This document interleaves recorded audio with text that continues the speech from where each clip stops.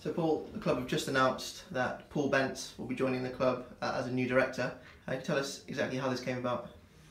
Well, I've known Paul for many years, and obviously George Bence and son have got a very long association with the football club. They've been a supporter and a sponsor for, well, certainly as long as I've been at the football club, and a lot longer than that. And I know Paul's dad Chris really well, and they've had a box at the club ever since we had boxes, and they've been great sponsors, great supporters of the club, both Chris and now Paul. In fact, Paul was somebody that we were hoping to get joining the board some years ago, but obviously he's got a lot of other things going on, but he felt now was the right time, and he will bring a huge amount of connectivity and commercial nous to the football club. I think it's a fantastic signing. It's really good news. We've been talking about bringing some new blood and fresh ideas to the board, and that's why announcing Paul today I'm really chuffed. It's taken a little bit longer. We had to get the sign off from the Football League, which has now come through, but it's a really brilliant appointment. He is like myself, really. He's passionate about the town that we live in. He's been supporting the football club for many years. He's a keen footballer himself. He knows so many people within the local community. I'm just looking forward to working with him. He reminds me of how I was sort of 20 years ago when I first got involved. He's got that energy, that passion and that commitment, it really is. I can't underestimate what a big signing it is for us. He's really looking forward to getting involved, and as I say, I think we can all be very chuffed that he's decided to commit. What exactly does bringing a new director on do? Obviously, new ideas, new voice, bit of freshness, but sort of from a day-to-day thing, what will the fans see? How will it affect the football club as a whole?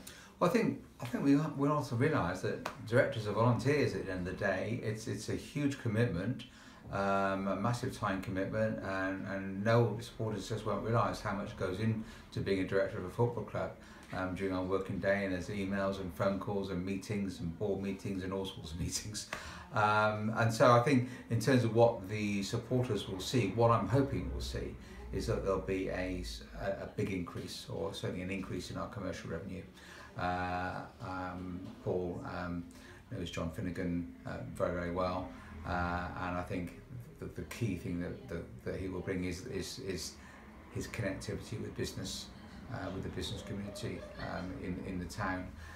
So I think I'm hoping what we're going to see is obviously the continued commitment of George Bence as a significant sponsor of the football club, but also more boards and perhaps more events as well. So I think John Finnegan has his work cut out on the commercial side, and I think getting people involved like Paul and Mark Cusner and others will mean that we can really boost our commercial revenue and our amount of activities and events that we organise, and that can only be good news for the playing budget. And ultimately, and as I said to Gary, the only way we can provide more money into the playing budget is by generating more money, and we don't want to be cutting, we want to be trying to improve, and this is one way we do that, by strengthening the board. It's great that obviously Paul's a Cheltenham man. He as you said, he's very passionate about the town. It's great to have someone like him involved in Cheltenham Town Football Club. The first and foremost requirement of anyone being a director of Cheltenham Town Football Club must be a passion, A, for football, and actually A, for Cheltenham Town, B, for football, and C, for our town and our community. And Paul ticks all those boxes really easily. So yeah, it's brilliant, and I think we're going to be announcing a further new director next week, and on the back of Murray Toms joining the board as a final elected director just yesterday, we're going to have a really strong board going forward. I don't think we need to look for any more people after this, not for a while. I think we've got a good number, and we've got a lot of skill sets covered, and it's a really exciting time for the football club. Brilliant. I'll just ask you quickly about the Easter weekend and about football itself. How are you looking forward to it? Are you nervous? How are you feeling? I don't want to talk about football, it's boring. Football is a worry, isn't it? But I am looking forward to it, because I think we can go into these two games on the back of two good results, two good performances, good spirit in the camp, and the way we battled the weekend, that's never going to be an easy game.